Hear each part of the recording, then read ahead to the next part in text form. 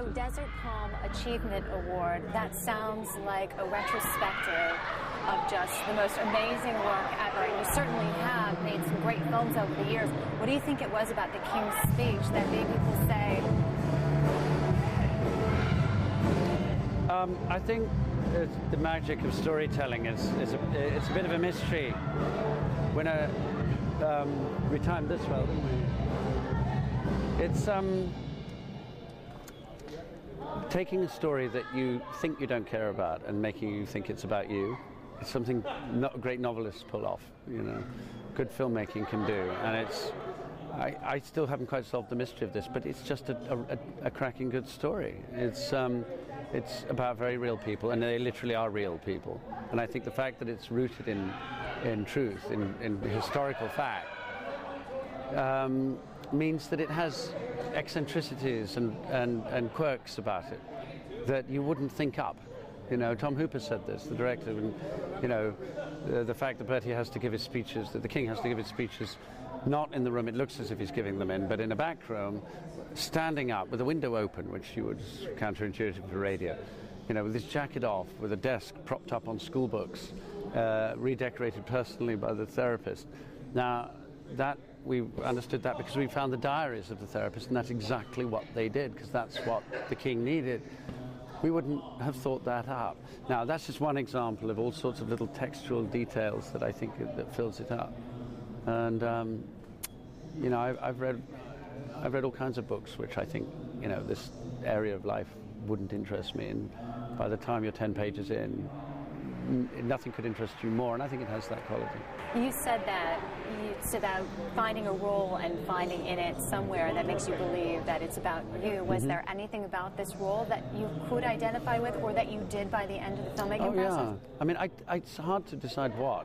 Certainly not being a member of the royal family, but maybe that's all a bit of a myth anyway. If you're a member of the royal family, you may not feel like a member of the royal family. In many ways, you just, you know, you feel like a person with a person's struggles, and your domestic problems are still domestic problems. This is about a man who's consigned himself to the shadows.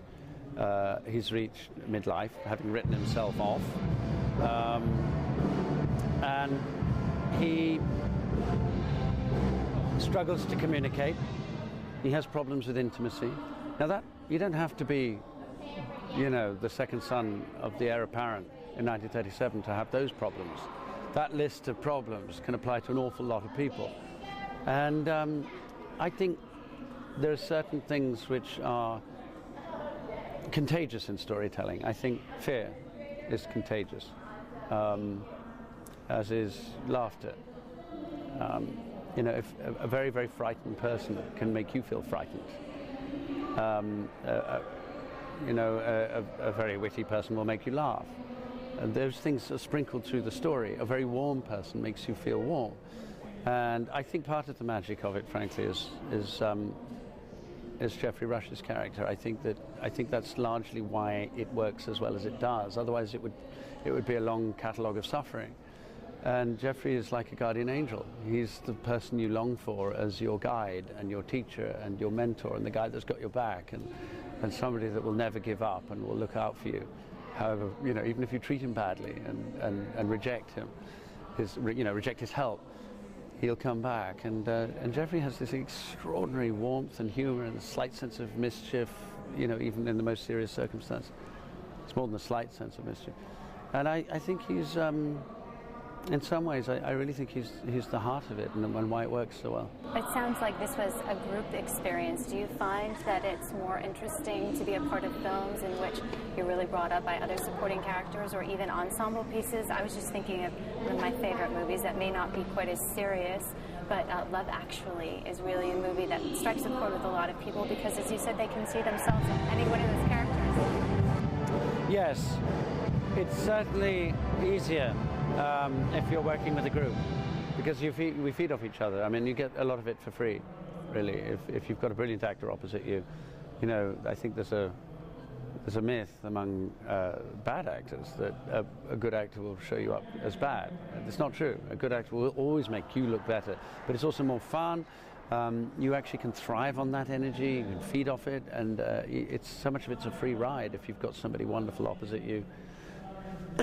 you're right. I mean, I think Love Actually was a cocktail of different energies.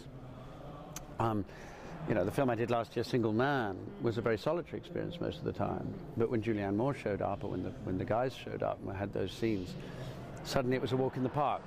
The scenes I had on my own, I had to almost invent my opposite number. You still have to react to something, but it has to be imaginative. King's Speech, I never had that problem. I always had Helena Bonham Carter, Guy Pearce, Geoffrey Rush, or somebody. And, I had a few things to work out for myself, but most of it I was just surfing on what they were able to give me. You did a great job surfing. Thank you. So thank you so much, and I wish you all the best in the upcoming award season and lots of strength and energy, because I know it's just starting for you. Thank you.